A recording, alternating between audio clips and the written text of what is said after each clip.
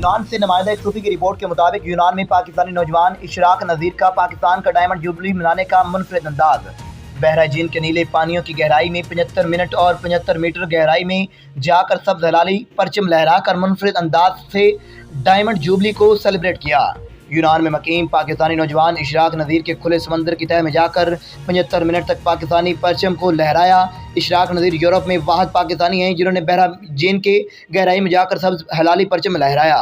Media سے خصوصی گفتگو کرتے ہوئے پاکستانی نوجوان کا کہنا تھا کہ یہ خواب تھا کہ پاکستان کی ڈائمنڈ جوبلی کو منفرد انداز سے منایا جائے اور یورپی عوام کو بتایا جائے کہ پاکستانی قوم ایک امن پسند قوم ہے اور پاکستانی شہداء کو خراج تحسین پیش کرنا تھا۔